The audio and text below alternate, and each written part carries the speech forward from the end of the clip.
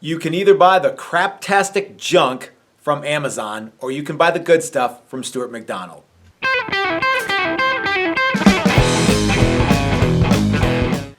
Hey everybody, this is Matt and we're at Texas Toast Guitars. Thanks for watching. So today I want to talk to you guys a little bit about buying tools and specifically some of the good deals that you can get on tools right around this time of the year. You know, we just had Black Friday and Small Business Saturday, and tomorrow is Cyber Monday.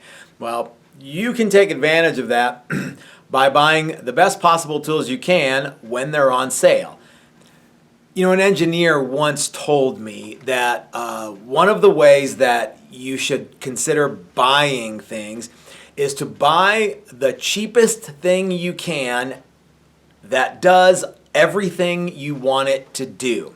So there's two very important parts to that. One is the cost associated with the items. The other is the value associated with the items. So it has to still do the thing that you want it to do, but you should try to save money on it. Now that was fairly poignant, but an even more poignant thing that I heard once was buy the best thing you can, but buy it while it's on sale. Okay, so I do that all the time, and I kind of wrangle with that myself, and I deliberate. It doesn't matter what the industry is.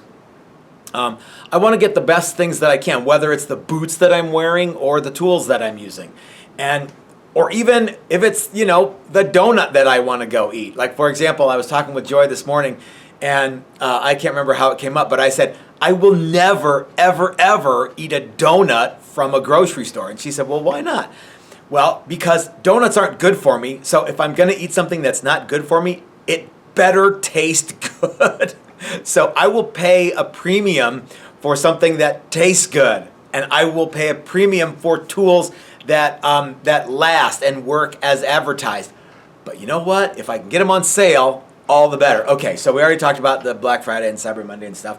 So today I want to talk with you guys about a handful of tools from StewMac that I think you should buy while they're on sale, and I'm going to leave a link in the description below to StewMac, and you guys can navigate around there and find all that stuff. And if you use that link, doesn't cost you anything, and I get a little taste. So, let's talk a little bit about the junky stuff from Amazon. One thing that I wish people would do in every industry when they make videos like this, and I realize I'm not the only video guy you guys watch, but I wish people would just come out and say, buy this one. Instead of saying, well, it depends on what you want to do. No, it doesn't. Buy the good stuff, okay? So I'm going to talk to you about some specific tools that I think you should buy because they're the best things that you can get. I use them every day. I use them in, we do workshops every single month. You guys know that. And everybody here has access to all the tools. Use the best tools you can. Don't buy the cheap junk from Amazon. I made that mistake, and you should not make that mistake. So, yeah, but you know, usually people give you this kind of non-answer where, well, it kind of depends. I'm just going to tell you what you should buy. So I want to talk, earlier this week I was making a video about truss rod adjustments that is on my website, and you can only see that video if you buy one of my guitars. It comes with a little QR code, and it's how to adjust your truss rod on your Texas Toast guitar. And if you don't have a Texas Toast guitar, you don't really need to see that video.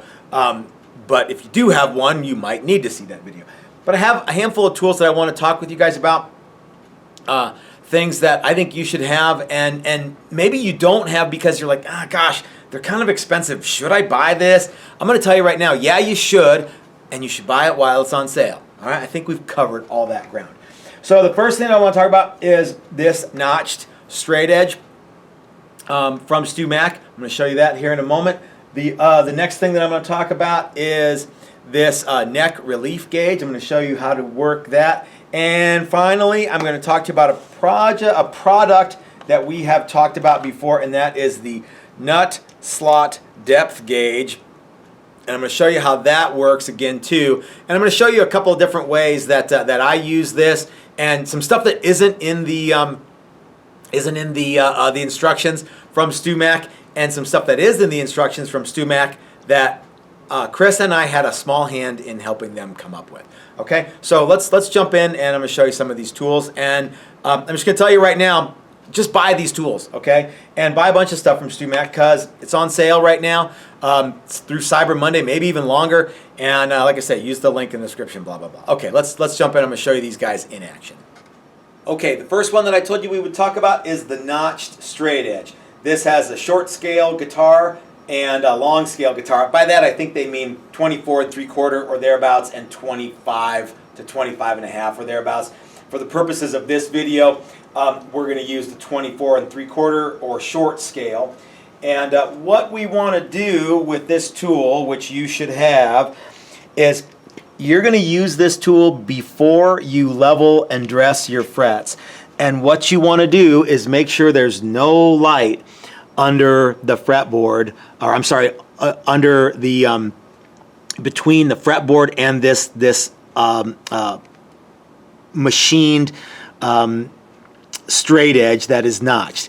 As you can tell by the frets, the reason that it's notched is so that it can go over the frets. Because if you just put your straight edge on top of the frets, you don't know if your board is actually flat. You just know that your frets may or may not be even. So the first thing that we want to do is make sure that you have that your fretboard is in fact flat.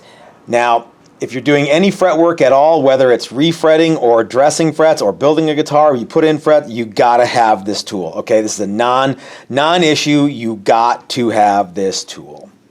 The next tool that I want you guys to run out and buy is this neck relief gauge. Let me show you what this is supposed to do. If you put this neck relief gauge on something that is a known flat surface, like the outfeed table on my joiner, you can see that where it touches here and where it touches here and where it touches here are all in perfect alignment, and there's very little play between this dial indicator gauge and the middle of the table. So we can assume that this is flat. Now, if it looked like this, we could assume that this table is now 20 thousandths deeper here than it is here and here, okay? So this tool is excellent for telling how what our neck relief is. Let me show you what that looks like on the actual guitar. One thing that I forgot to mention was that when you use this tool, I am presupposing that you have already leveled and dressed your frets on a flat fretboard, because you use this tool and then you did all the fret work, which we're not going to get into, but we're going to use this tool now. So what happens is you want to have this leg and this leg as well as this dial indicator on a fret. Now, if all of your frets are perfectly level, this should tell you how much relief you have in your neck. Let me show you what that looks like. Now, this guitar is already strung up. So what you want to do is you want to see how we're on a fret here, and we're on a fret here, and we're on a fret here in the middle. I can tell you that there is, at that point, there is 15 thousandths difference between this fret and this fret and this fret. Now we can move it down the fretboard, and you can kind of get an idea. See, now we'll move it to here. It looks like there's a little bit of relief in this neck. So if you decided that you wanted to adjust the truss rod because you wanted no relief, now you know how much you need to move the truss rod. And when you move the truss rod, you can use this tool to tell how much you moved it and if you moved it in the right direction. I guarantee you, you cannot see 5 thousandths and you cannot find 5 thousandths with a feeler gauge. The string's going to move around. You want this tool. Finally, let's revisit the nut height gauge here. What are they calling this here? The string height, nut height gauge, string something or another. Again, the link in the description below. This tells us the distance between the bottom of the string to the top of the fret. It's designed to work at the nut, but you can use this in some other places too. Let me show you how. So this tool is specifically designed to tell the distance from the bottom of the string at the nut to the top of the fret, the first fret. And the way that you use it is you turn it on, you zero it out. I like to kind of hold it here, and press down on the plunger, you can see that this is 12, just over 12 thousandths, okay? Now, some people will say that the manual says to do it like this, but look, it's the same thing, whether you press the strings down on either side or if you press down on the plunger, okay? Now, in the original information from Stuart McDonald, they said to press on either side of the strings.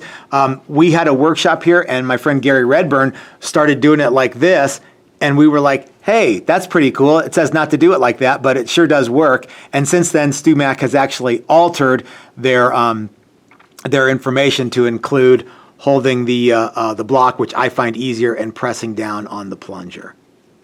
There are a lot of advantages to running a guitar building workshop, and that is that you have multiples of the same tools that you may not have if you're just, you know, a lone guy working in a shop.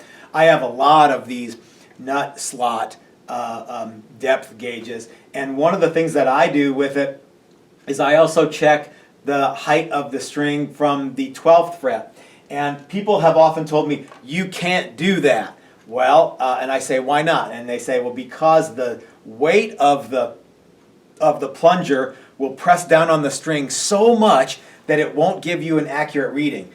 Fortunately, I have I have like 8 of these things. We could put all of them on here and see what it looks like. Let's check it out.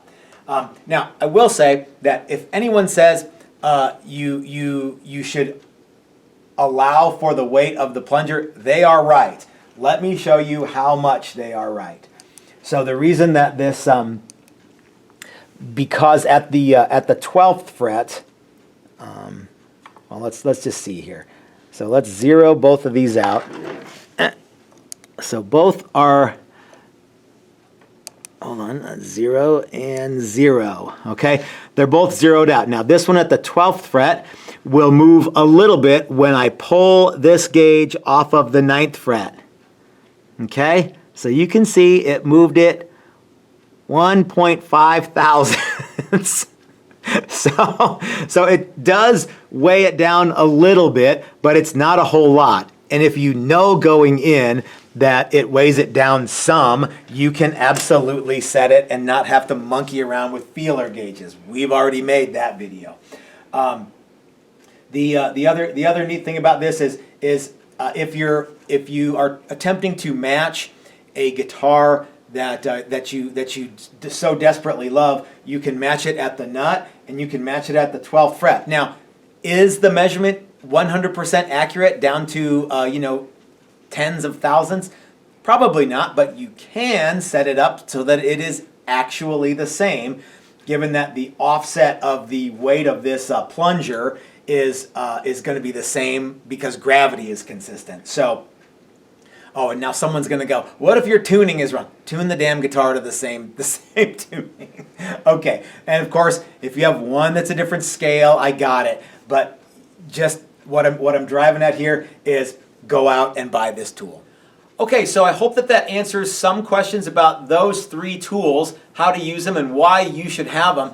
And I want to ram this home. Go buy these tools. I can't be any more clear than that. I would say that if I didn't get a kickback from StewMac, and if you don't use the link in the description below, and I don't make any money from it, I still want you to have those tools, okay? These tools are tools that I believe in, and I've used the junk from Amazon, and I can't stress this enough. It sucks. Get the good stuff from StewMac. Here's the other thing with StewMac. It's lifetime warranty. When you buy it, if it breaks, they'll replace it, no questions asked. And if you don't believe me, ask anyone in the comment section. There's going to be a lot of people who go, yeah, they're right. I had a file and I sent it back and they replaced it. That's the way that they do it. So buy the good stuff from StewMac. Buy it when it's on sale. And this is Matt from Texas Toast Guitars reminding you that life is short. You might as well have a cool guitar. You might as well have a Texas Toast guitar. Thanks for watching, everybody. We'll see you next time.